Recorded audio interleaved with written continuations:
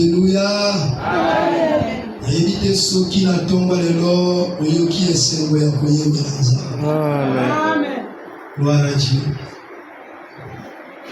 Nous sommes reconnaissants à notre Dieu.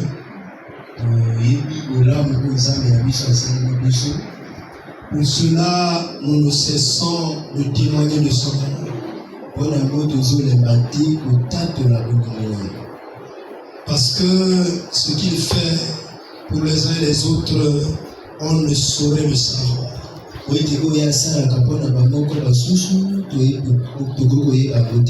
Chaque matin, nous nous levons de nos couches. Mais on ne sait pas comment les esprits méchants s'étaient mobilisés pour nous faire du mal.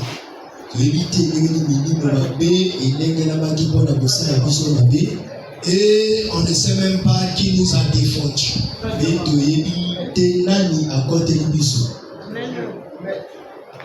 Lot, ses filles et ses gendres, sa femme se trouvaient dans leur maison.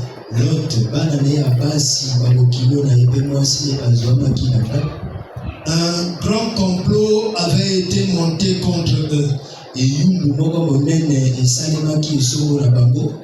Et des personnes s'étaient présentées à leur porte pour les détruire.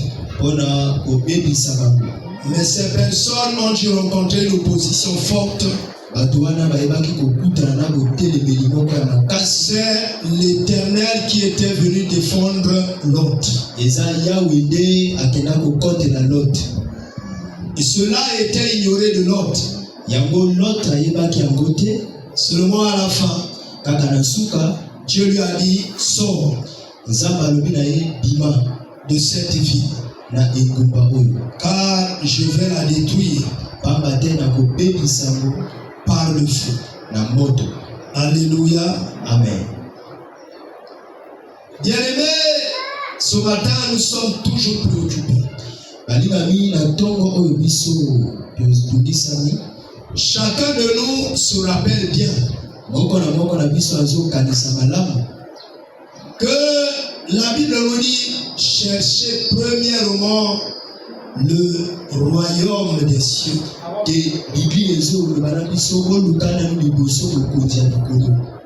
Et le reste vous sera donné par-dessus. Parfois, nous avons pensé autrement. Nombreux nous pensons à Jésus. Nous pensons venir à Jésus seulement pour rechercher une solution à un problème auquel nous sommes confrontés. Et peut-être c'est cela ce qui t'a emmené la première fois dans une église chrétienne.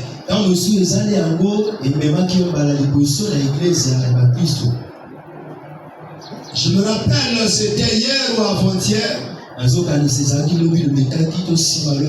un marchand ambulant. Il était en train de parler à une dame de leur assemblée locale et de leur pasteur.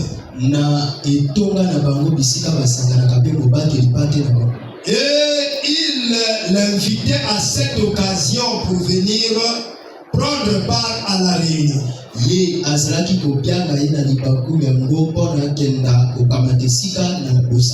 Et la question qui est sortie de la bouche de la sœur,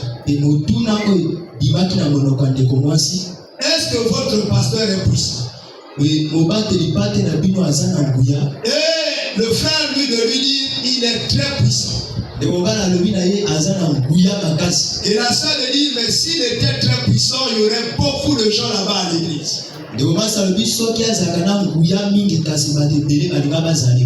Et vous voyez ce que l'on fait de Dieu et de ses serviteurs.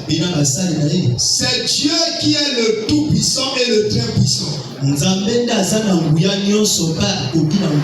Toutes les autres personnes ne sont que les instruments entre sa main. Il les manipule comme il veut et quand il veut.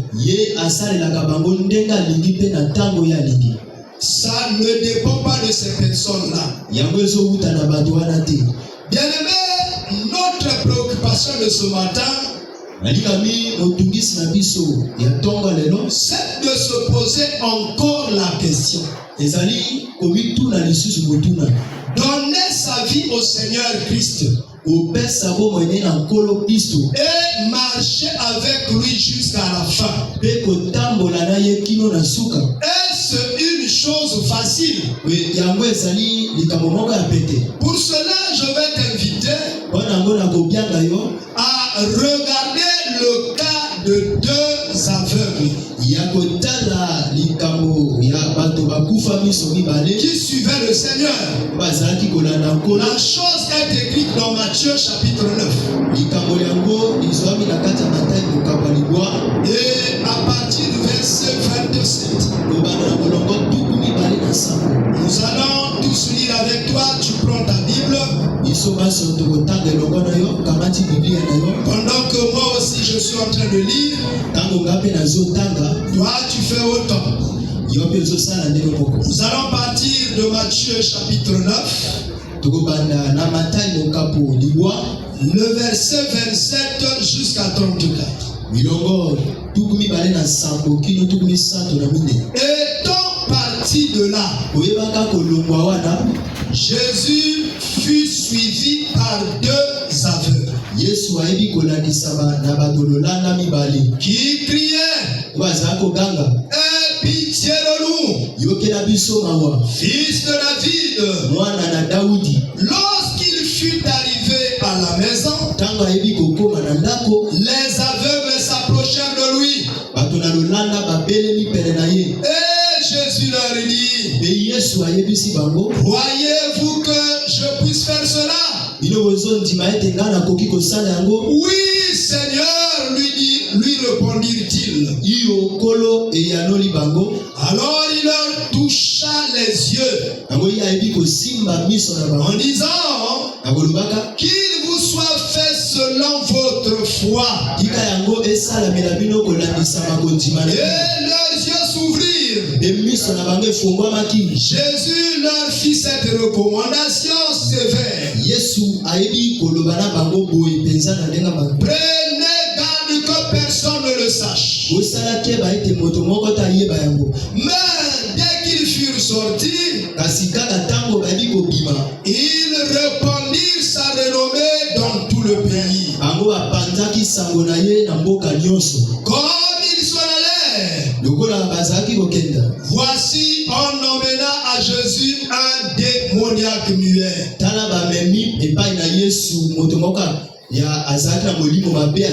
démon ayant été chassé, le muet parla. Et la foule étonnée disait: jamais pareille chose ne s'est vue en Israël. Mais les pharisiens dirent: c'est par le prince des démons qu'il chasse les démons. Est-ce qu'on peut dire amen à la parole? Amen. Bien-aimés, lorsque nous avons commencé cette lecture, on a commencé par dire étant parti de là. Mais il est parti d'où? Il est parti de la maison de Jairus.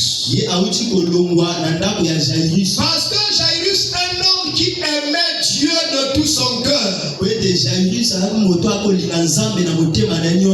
qui faisait de grands sacrifices. La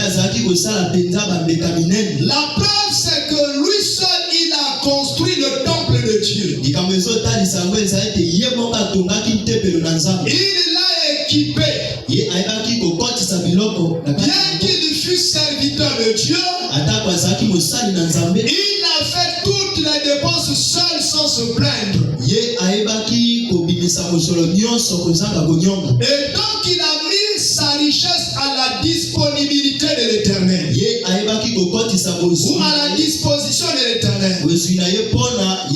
Et il adorait Dieu. Il régulait les cultes.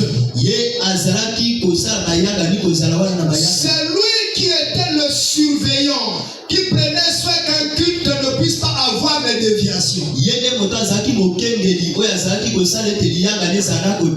Donc il devait être présent au temple tout le temps. Il était régulièrement au temple.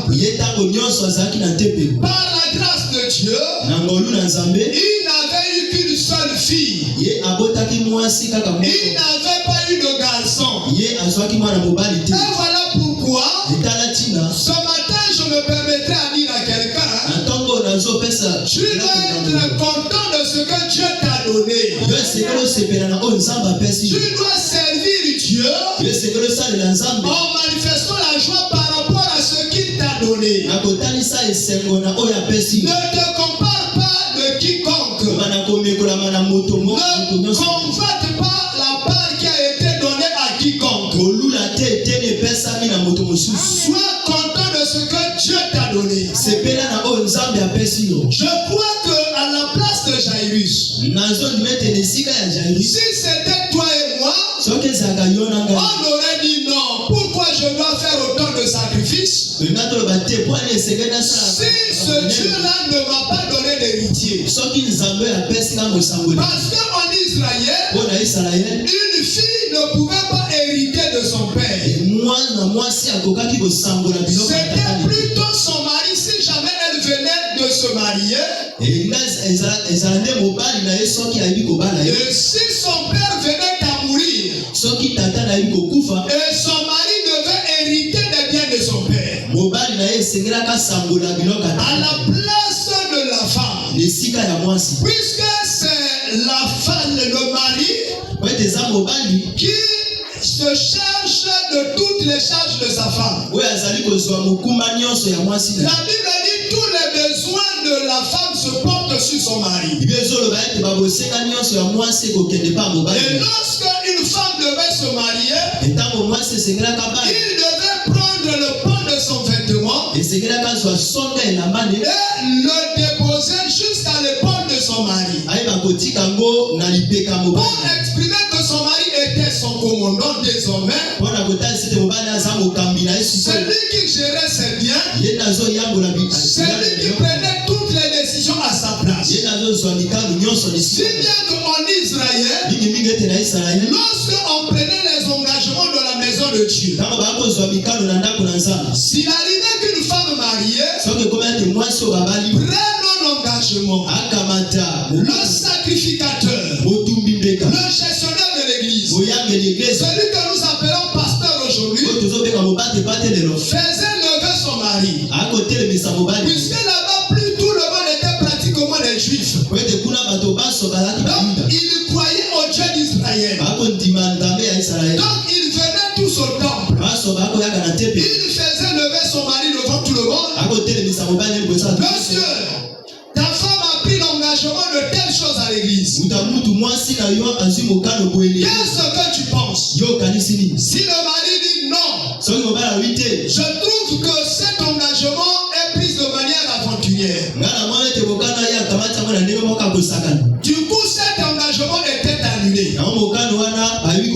S'il dit oui, alors le jour où la femme n'honorera pas cet engagement,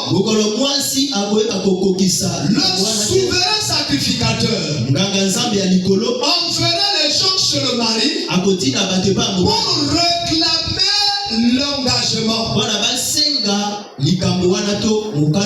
Pour dire au mari, ta femme avait pris tel engagement et toi tu avais acquiescé. Alors honore à cet engagement. Vous voyez?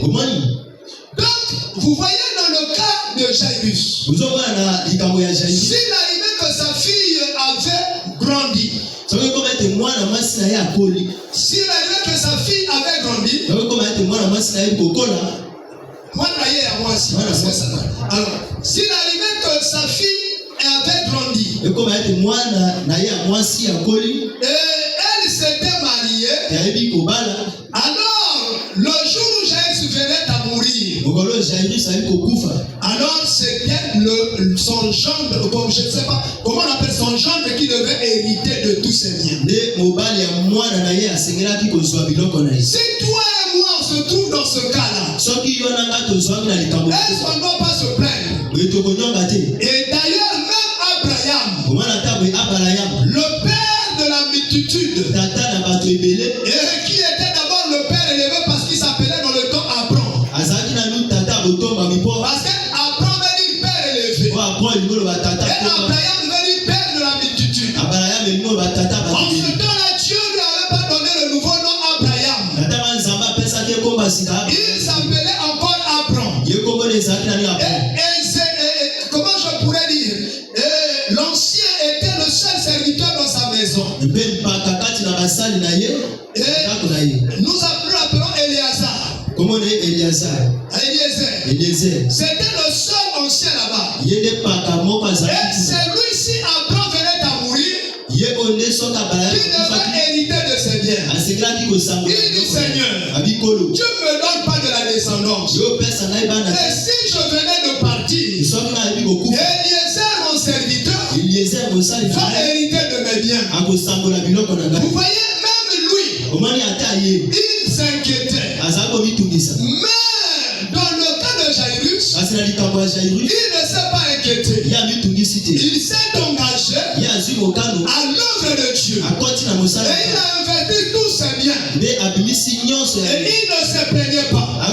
Je voulais dire à une personne, si Dieu met dans ton cœur la conviction selon laquelle que tu dois donner quelque chose pour la maison de Dieu, ou tu dois faire un sacrifice pour la maison d'Éternel, et tu dois le faire sans te poser les questions, sans regarder ta condition. Parce qu'il y a des gens qui disent, oh Dieu, si tu enlèves ma maladie, si tu me donnes une femme, si tu me donnes un mari, si tu me donnes un travail, si tu me donnes une maison, c'est à ce moment-là que moi je vais commencer à te servir. Alors si tu poses des conditions comme ça à Dieu, il ne fera rien. Amen. Alléluia. Amen. Il te veut d'abord toi. Il ne veut pas que tu le suives à cause des biens. Que tu donnes ta vie à Dieu de manière indépendante. Sans que cela soit conditionné par une bénédiction, par une nomination, par un élèvement, une élévation. Et tu dois le faire sans attendre quoi que ce soit du Seigneur. Et voilà pourquoi vous allez constater tous ceux qui ont accepté le Seigneur, parce qu'ils ont eu à expérimenter un miracle donné, la plupart du temps, ils ont fini par rétrograder. Parce que le jour où ils auront un autre problème, et que l'homme de Dieu prierait pour lui, et qu'après plusieurs moments, la solution ne viendra pas, il dit non, dans l'église il n'y a plus assez de puissance. Il va quitter cette assemblée locale, il se mettra dans une autre assemblée locale. Là-bas, lorsqu'il n'aura pas de solution, il changera d'assemblée locale. Alors si assemblée locale après assemblée locale, il ne trouve pas de solution, il va se donner entre les mains d'un magicien ou d'un marabout ou d'un charlatan. Voilà pourquoi aujourd'hui, nombre des enfants de Dieu sont à la solde des mamans qu'on appelle les bikoudi. Ce qu'on dit soi-disant prophétesse. Parce que la prophétie n'a pas le but de venir révéler la source d'un problème. Non, le but de la prophétie, la Bible dit c'est pour avertir, c'est pour orienter, c'est pour enseigner. Mais nous avons pris la prophétie ceci pour révéler la source ou l'origine d'un problème. Et lorsque quelqu'un va te dire la maladie que tu as, c'est ton grand-père qui est la source de la maladie.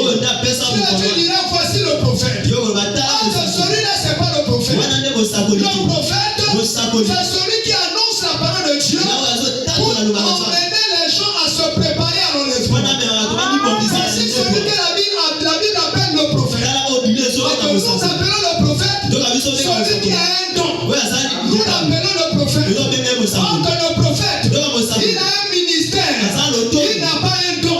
Il a un ministère. Il est prophète. Même s'il peut avoir un don, il a d'abord le ministère.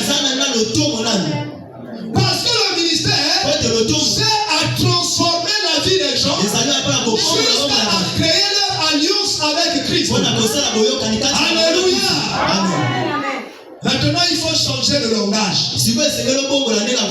Alors, Jairus a fait des sacrifices sans voir sa condition de vie. Mais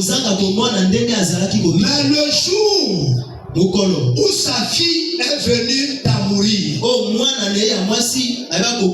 après une maladie compliquée, il a dit je vais chercher le Seigneur. Il a laissé le cadavre de son enfant à la maison. Il est allé errant partout. Et arrivé un moment, il a trouvé le Seigneur. Il lui a posé le problème. Il dit ma fille est morte. Il y a d'autres versions de la Bible. Et même dans Louis II, il y a d'autres textes qui disent que sa fille était au bord. Elle était à la fin. Mais il y a d'autres livres qui disent qu'elle était morte. Et elle était réellement morte. Parce que lorsqu'ils sont arrivés avec le Seigneur, et tout le monde était en train de pleurer. Tout le monde avait rempli la maison de Jairus. C'était un homme riche. Et tout le monde pleurait. Vous savez, lorsqu'un homme riche a une veillée, même les gens qui n'ont pas de parenté avec lui, même les gens qui ne le connaissent pas, même les gens qui ne l'attendent pas, viennent à la veillée. Alléluia. Amen. Mais si ton propre parent, il n'a pas d'argent, il ne peut rien offrir, le jour où il perd son enfant, tu es négligent pour venir le soutenir. Parfois, jusqu'à la fin de deuil, tu ne viendras même pas. Parce que ce monde dans lequel nous vivons est un monde où les gens s'allient par rapport aux intérêts. Frère, tu regarderas même toi. Et toi, tu es oncle. Aucune fille de tes soeurs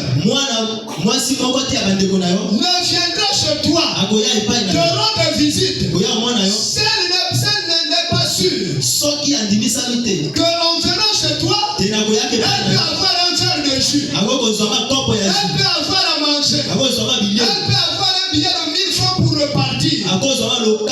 Si elle n'est pas rassurée de ça, tu pourras te plaindre tout le temps. Personne ne viendra. Parce que c'est un monde où les gens sont attachés aux intérêts. Est-ce que vous entendez le Seigneur? Amen. Et donc, arrêtons-nous de se plaindre. L'homme de ce monde est comme une fourmi.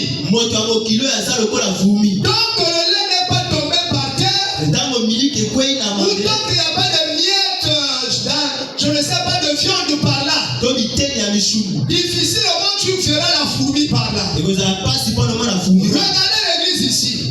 Comme c'est bien balayé, il n'y a pas de miettes des aliments, tout ça là. Vous ne voyez ni de mouche ici. Vous ne voyez ni de fourmis ici. Le jour où les gens feront une fête ici, au lieu de balayer, ils vont partir. Tu reviendras ici quelques heures après. Tu verras que cet endroit toi, il y aura des moustiques, des mouches qui vont pulluler. Et il y aura des fourmis partout sur le sol. Vous voyez? Parce que là où il y a l'intérêt, c'est là où l'homme se met. Lorsqu'il n'y a pas l'intérêt, où l'intérêt est terminé, même s'il venait là avant, il ne viendra plus. Je ne sais pas. Tu peux te rappeler les jours où tu étais quelqu'un. Je peux le dire comme ça. C'est le jour où tu avais un peu d'argent.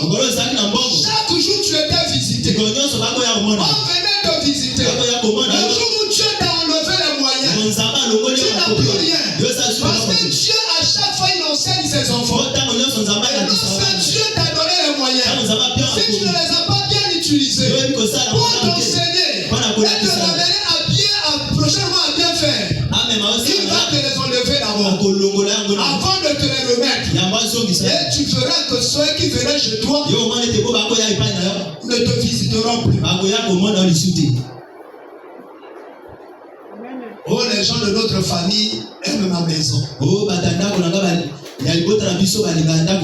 ils me visitent. Non, c'est simplement parce que chaque fois qu'ils viennent chez toi, ils trouvent quelque chose qui les satisfait. Le jour où ils n'auront plus cela, ils arrêteront de venir. Nous, les enfants de Dieu, nous sommes avertis. Nous ne devons pas nous plaindre si jamais que cela nous arrivait un jour. Parce que l'homme ne suit que l'intérêt. Maintenant Jésus est venu là, dans la maison de Jairus. Il a ramené la fille de Jairus à la vie. Maintenant lorsqu'il repartait, une femme qui connaissait un écoulement de sang depuis 12 ans commençait à dire en elle-même, mais ce type qui venait de guérir la fille de Jairus,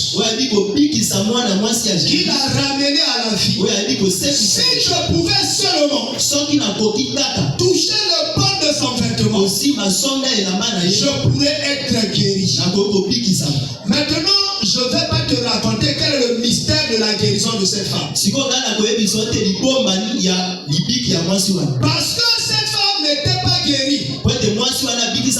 C'est pas parce qu'elle avait touché Jésus. Mais il y avait quelque chose qui était mieux que le toucher, qui a fait que cette femme soit guérie.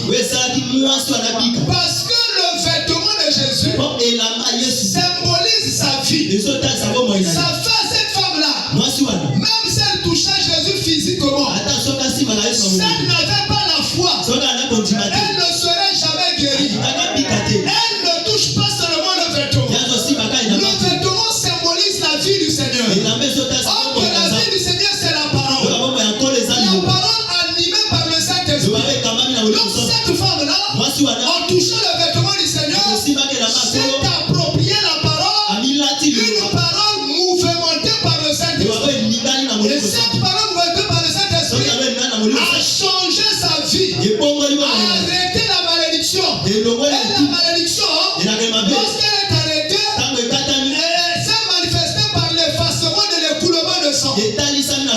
Regardez, Nicodème, un ancien de la maison d'Israël, un sacrificateur, connu de tout le monde, avait la parole, mais ça n'avait pas changé sa vie. Il était resté un mondain, malgré la parole.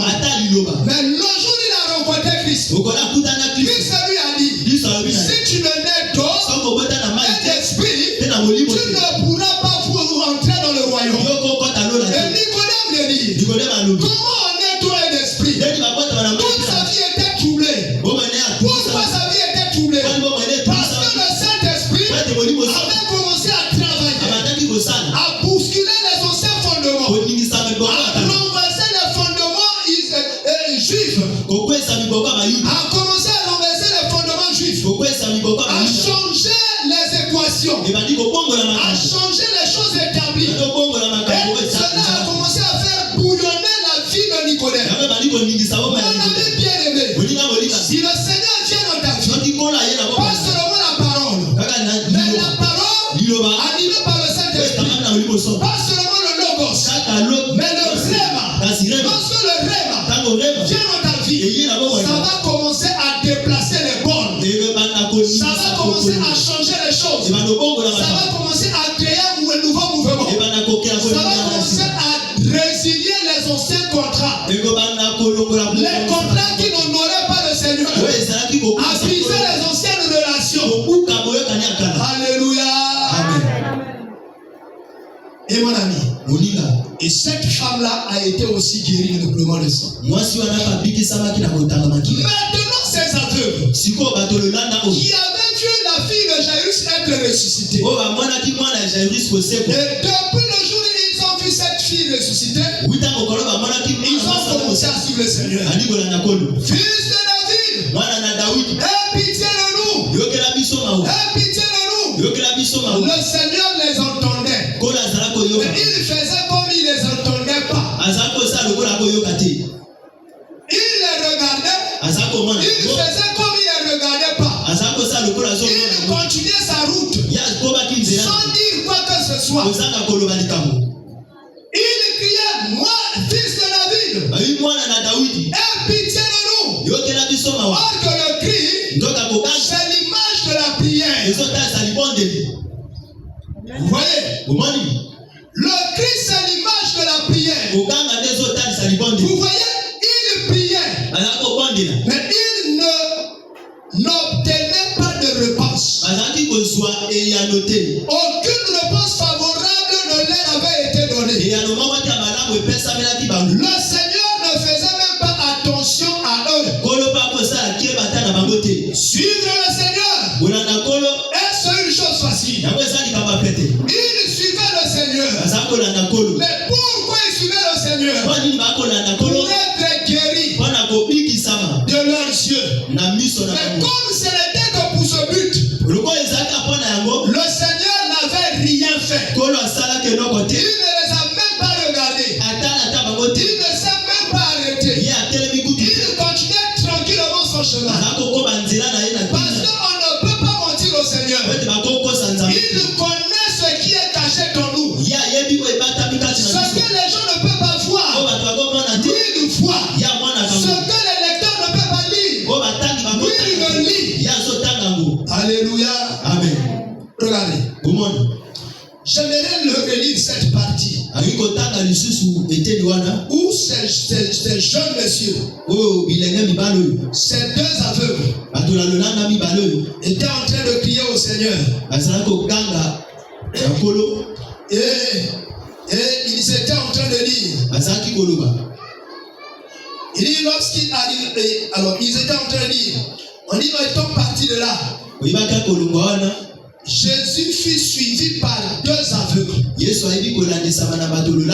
Qui criaient, aie pitié de nous, fils de David. Mais Jésus ne faisait que partir. Il ne faisait que marcher. Eux, ils suivaient Jésus. Beaucoup de chrétiens, beaucoup de ceux qu'on appelle chrétiens, viennent dans les assemblées locales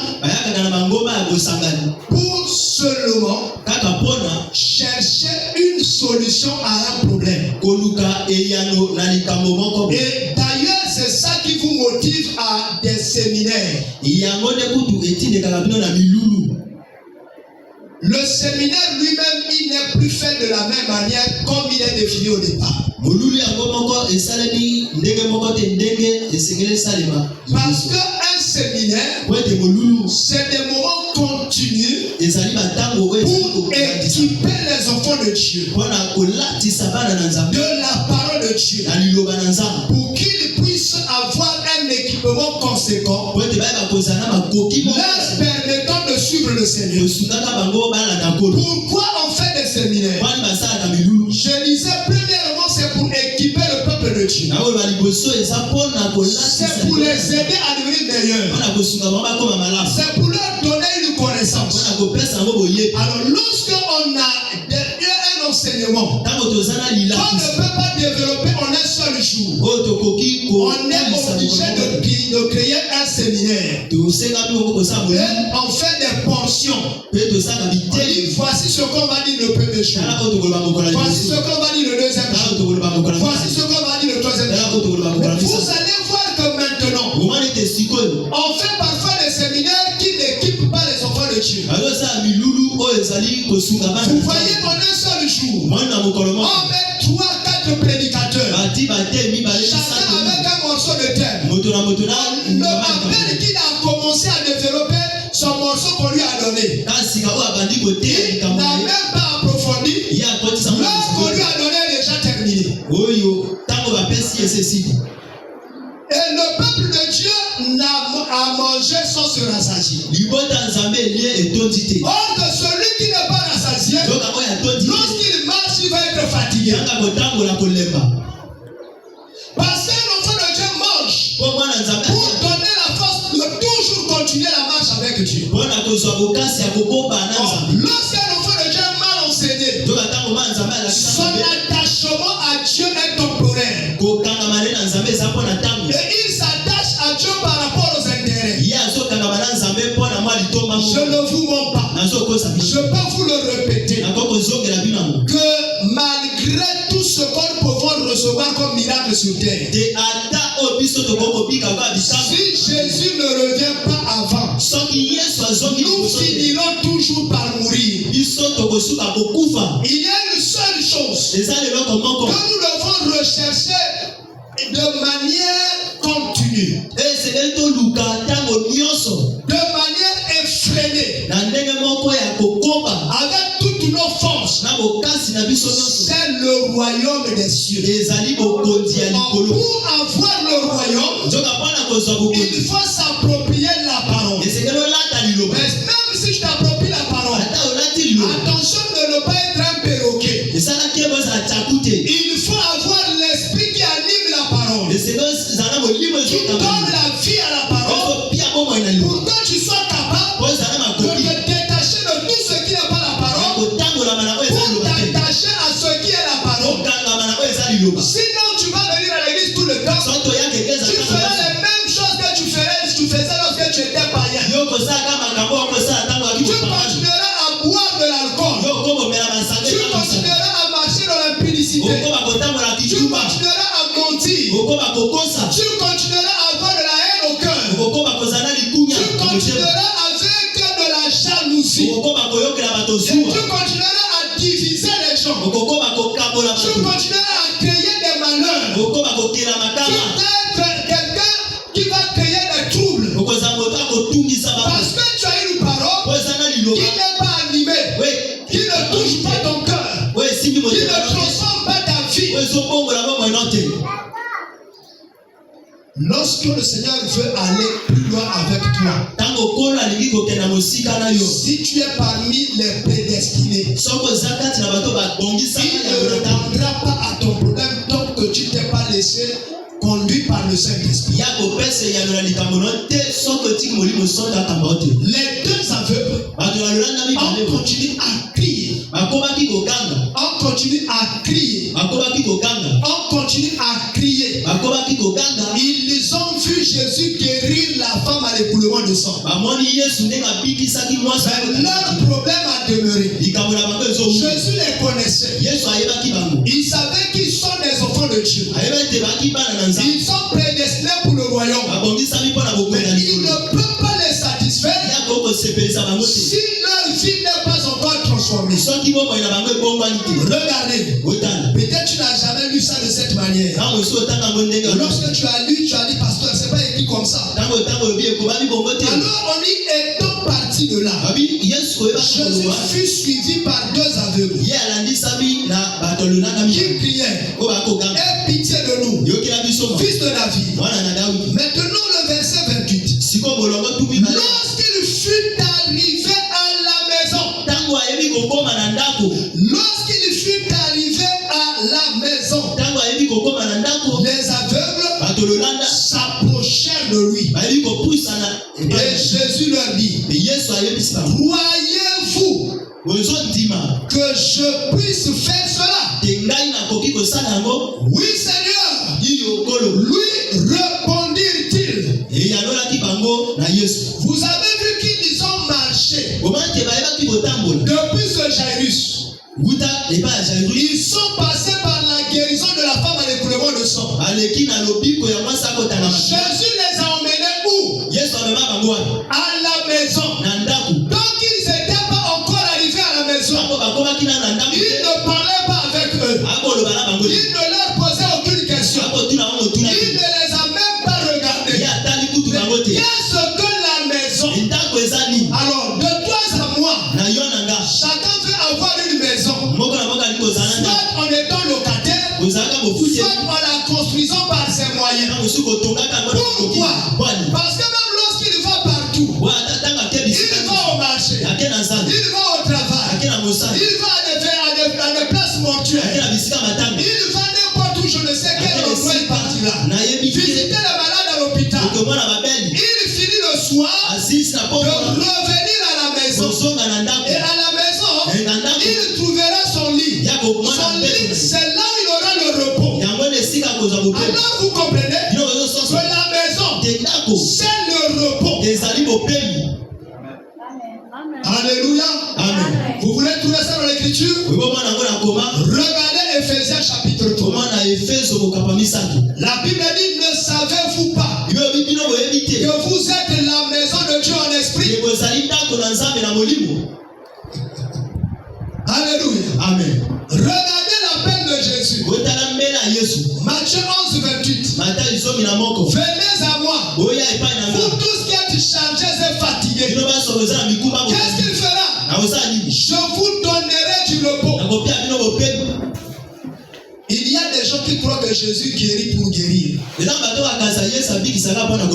Jésus, son travail, c'est de reconstituer le royaume. C'est de rétablir le royaume. Il ne guérit pas pour guérir. Et voilà pourquoi tous ces sacrificateurs qui ont construit leur ministère sur la guérison, ils ont souvent été déçus. Parce qu'à un moment, il n'y avait plus de guérison pour retenir les gens à l'église. Alors ils sont obligés de faire recours à des charlatans. Recours à la magie. Recours à des choses qui distraient les gens. Et cette distraction, ça là, c'est ça qui va attirer des gens maintenant. Mais le prédicateur lui-même, il sait qu'au bout de tout, il est perdu. Il ira à l'enfer. Vous savez, comme lorsqu'il sait ça, il va se donner au plaisir du monde. Voilà pourquoi ils vont se battre de construire des merveilleuses demeures. Ils vont se battre à avoir de belles voitures. Ils vont se battre à faire de bons voyages. Parce qu'ils savent que leur règne n'est ici sur terre. Après cette terre, ils n'auront plus de vie. Ils iront au tourment. Et voilà pourquoi ils pillent même par le mensonge. Ils se donnent le travail de devenir le mari de toutes les femmes de l'église. Vous allez voir comment quelqu'un qui est prédicateur, il couche avec les femmes des gens, il couche avec les célibataires de l'église. Il manifeste toujours des miracles. Pourquoi il le fait? Parce qu'il sait qu'il n'a pas sa place au ciel. Il n'a pas l'héritage. Lui, il est déjà exempté de l'héritage. Donc il hérite déjà les biens de la terre. Il hérite les plaisirs de la terre. Il hérite déjà la gloire de la terre. Jésus, c'est Dieu dans une chair humaine. Est-ce que vous avez lu quelque part que Jésus avait une maison? Est-ce que vous avez lu quelque part que Jésus avait un cheval? Parce que dans le temps, les voitures c'était des chevaux et des ânes. Jésus n'en avait pas. Il n'avait ni raison. Il n'avait ni âne. Il dit que le Fils de l'homme n'a ni tanière. Là où reposait sa tête. Vous voyez? Parce que sa préoccupation, ce n'était pas le règne de la terre. Sa préoccupation, c'était la reconstitution du royaume. Sa préoccupation, c'était que les gens rentrent dans la vie éternelle. Et voilà pourquoi aujourd'hui, tous ceux qui n'ont pas Jésus font semblant de vous faire percevoir Jésus. Ils sont obligés d'attacher l'œuvre de Dieu avec des biens matériels. Tu veux que je te bénisse? On met une enveloppe d'argent. Oh, tu veux que je te consacre? On met une voiture. Parce que lorsque je vais te consacrer, et lorsque tu vas prêcher, beaucoup de gens vont venir. Par mon onction, tu gagneras beaucoup de personnes. Donne-moi d'abord ma part. Alléluia. Amen. Ah oui. Mais c'est comme aujourd'hui au Congo. Si quelqu'un veut inscrire ton nom sur une liste de la fonction publique, il te dit on mène 500 000. Parce qu'il dit que le jour où ton nom sera inscrit sur la liste, tu toucheras un salaire. Est-ce que tu le partageras avec lui? Il dit moi ma part c'est maintenant. Avant que le nom soit sur la liste. C'est exactement ce prédicateur-là. Comme il n'a pas de part avec Jésus, mais leur part c'est ici. Est-ce que vous écoutez la parole? Est-ce que vous entendez le Seigneur? Je n'ai pas critiqué un serviteur de Dieu. J'ai seulement révélé la réalité. Bien aimé, tant que ces gens-là n'étaient pas arrivés à la maison, tant qu'ils n'étaient pas rentrés dans le repos, lorsqu'on parle du repos, le repos c'est que tu arrives à la maison. Et la maison commence par une chose, par une alliance établie entre toi et le Sauveur. Il faut que Jésus soit d'abord ton Sauveur. Il va te dépouiller de tous ceux qui te mettaient toujours en train d'être bougés de gauche à droite. Il va te faire reposer de tes œuvres. Tu es un voleur. Il te donne un repos vis-à-vis du vol. Tu es un criminel. Il te donne un repos vis-à-vis du crime. Tu es impudique. Il te donne un repos vis-à-vis de l'impudicité. Tu étais alcoolique. Il te donne un repos vis-à-vis de l'alcoolisme. Tu étais menteur. Il te donne un repos vis-à-vis du mensonge. Il te coupe la langue qui est un feu. Et il te donne une langue bénie. Une langue qui ne sort pas de l'eau impure. Parce que la Bible dit une source ne peut jamais sortir deux sortes d'eau à la fois. De l'eau amère et de l'eau douce. Si tu as une alliance avec Jésus, tu ne sortiras que de l'eau douce. D'où vient-il que tu es chrétien? D'où vient-il que tu es chrétien? Tu as toujours une langue de serpent. Une langue qui porte le mensonge. Une langue qui porte la haine. Une langue qui porte la discrimination. Une langue qui porte la haine. C'est pas Jésus. Parce que Jésus en toi change toute ta profondeur. Et c'est de la profondeur que les choses sont. Si ta source est mauvaise, l'eau qui en sortira sera mauvaise. Si la source est bonne, l'eau qui en sortira sera bonne. Amen. Une bonne source ne peut pas sortir une mauvaise eau. Non, si tu me dis ça, je ne crois même pas. Mon ami, il fallait que les deux aveugles arrivent à la maison. Il faut que nous ne devons pas demeurer seulement dans la Bible. La Bible est une réalité. La Bible, c'est toi et moi. Revenons maintenant à nous. Pourquoi toi et moi? Il y a longtemps qu'on crie comme ces deux aveugles. On demeure dans leur situation. On a toujours ce même problème. Malgré tout le temps qu'on a crié.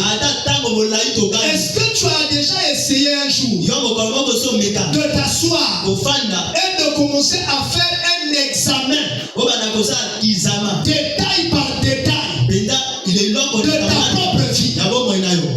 Si tu n'as jamais fait cela, par ce message, tu es invité à le faire.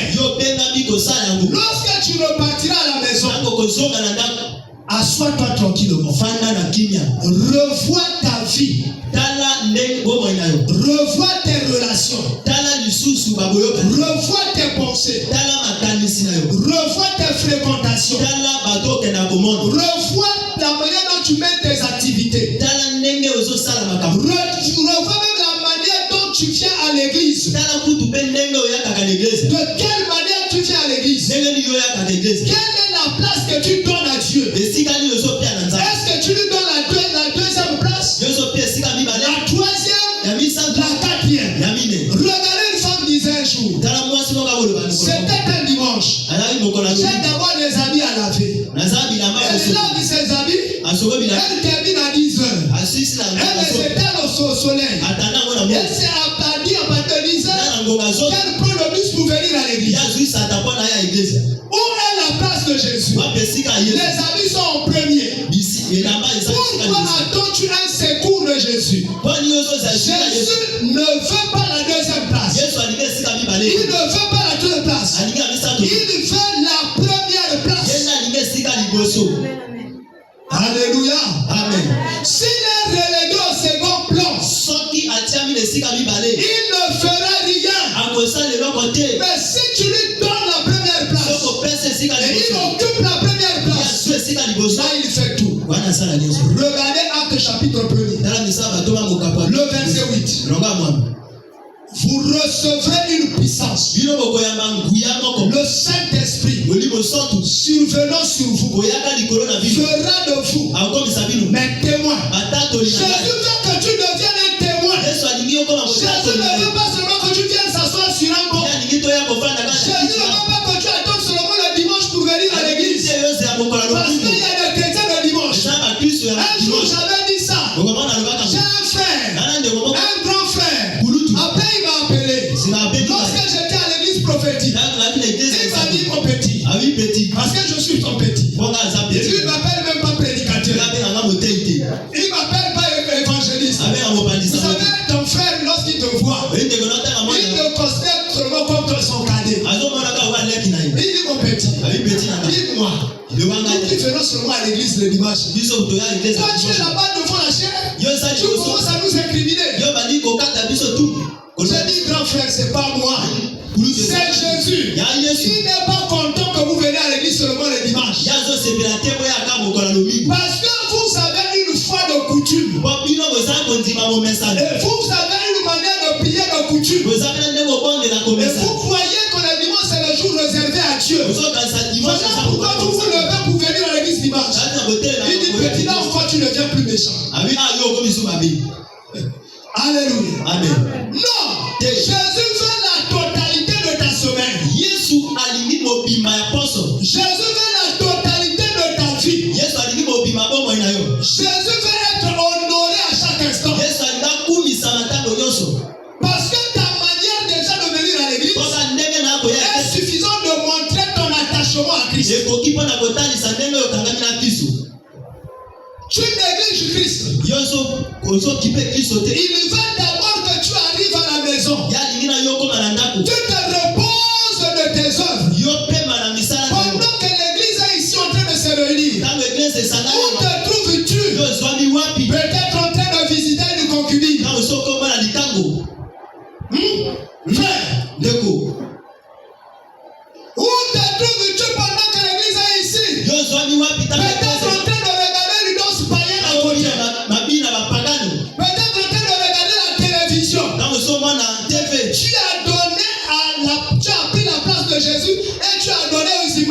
télévision.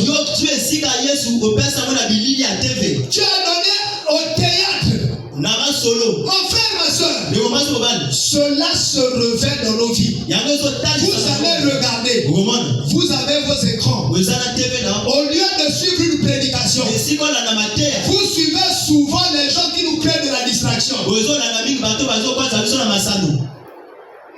vous auriez à mort. Et cela vous distrait. Et vous passez tout votre temps. Regardez comment les réseaux sociaux occupent notre temps, mon ami. On oublie même de manger. On oublie même d'aller au lit. Or que ce temps-là devait être occupé par la prière, par la lecture de la Bible, par l'écoute de la parole. Il faut que tu rentres d'abord dans le repos. Il faut arriver à la maison. Jésus va t'emmener d'abord à la maison avant de te guérir. S'il donne la solution à ton problème, avant que tu rentres dans le repos, tu ne rentreras jamais dans le repos. Vous allez voir que dans les assemblées, il y a des femmes hypocrites. Il y a des hommes hypocrites parce qu'ils ont reçu la solution avant d'arriver dans le repos. On peut faire quelqu'un dans le repos. Il s'attache à Dieu. Il aime Dieu. Même dans la vie, il peut chanter. Même au travail, il peut chanter. Même lorsqu'il est réveillé, il chante pour Jésus. Il ne fait pas de compromis. Jésus veut que tu arrives à la maison. Est-ce que quelqu'un entend Dieu parler? Est-ce que quelqu'un prend l'engagement de marcher avec Jésus? Jésus les a emmenés jusqu'à la maison. Jésus veut nous emmener jusqu'à la maison. Il dit, je m'en vais vous préparer une place. Il dit, s'il n'y en avait pas, je vous l'aurais dit.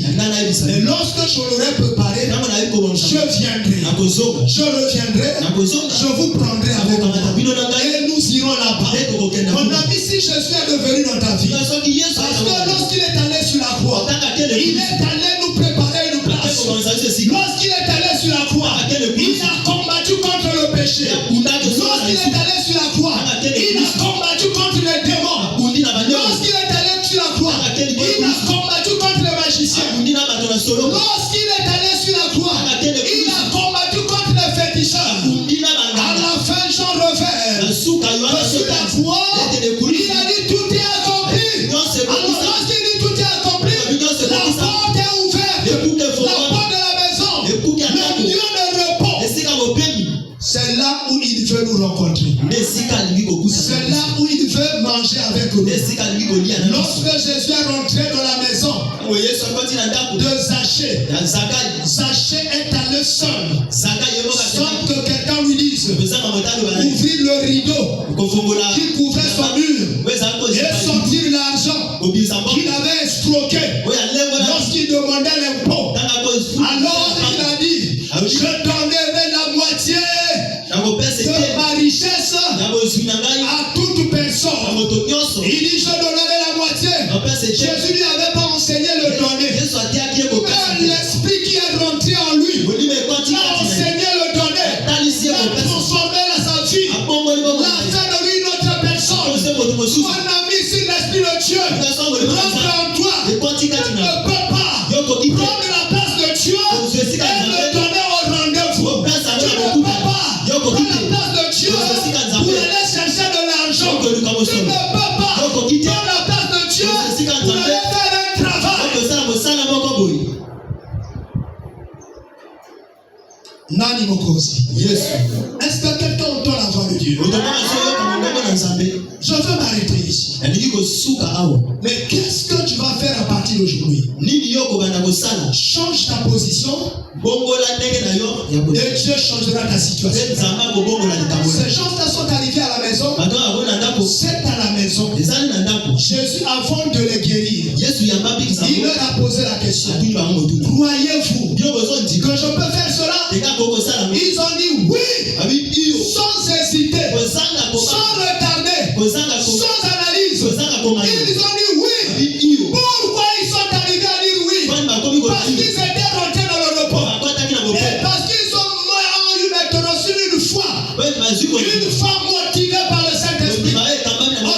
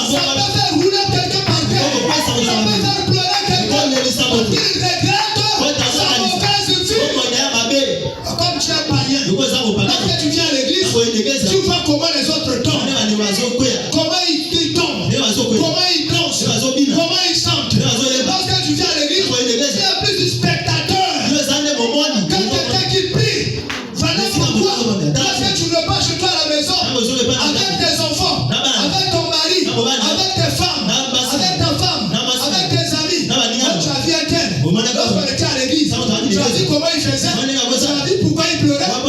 Parce qu'il est pécheur. Toi-même tu es pécheur.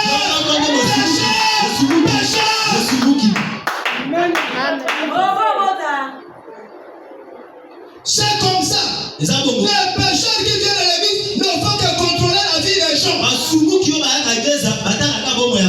Les non transformés qui sont à l'église ne font que contrôler la vie des gens. Mon ami ne sont pas étonnés. Que quelqu'un un jour parle de toi, parle mal de toi. Tu dois te rappeler que le pasteur a dit que ce sont des pécheurs qui ne viennent à l'église, qui sont des spectateurs pour faire des rapports plus tard. Amen. Alléluia. Amen. Lorsque vous venez à l'église, venez vous-même à Jésus. N'accompagnez pas les gens. Ici, ce n'est pas un terrain de football. Ici, ce n'est pas un terrain de spectacle. Chacun est devant le Seigneur. Chacun est responsable de sa vie. Ne sois pas responsable de la vie des autres. Si ce n'est que pour les aider, mais pas pour se moquer d'eux. Alléluia. Amen. Mon ami, Jésus a attendu qu'il soit à la maison. Jésus t'attend à la maison. Et lorsque tu es arrivé à la maison, tout va se régler. Il a dit, croyez-vous que je pourrais faire cela? Ils ont dit Amen. Et le Seigneur les a guéris. Et leurs yeux se sont ouverts. On va se lever. On dit Jésus, emmène-moi à la maison. On s'y avait un cantique comme ça. Qui dit Jésus, emmène-moi à la maison. Oh, on devait le chanter. Oh, je ne connais pas un cantique comme ça. Oh, Jésus, emmène-moi à la maison. Oh, qui nous emmène à la maison. Alléluia. Je viens à toi.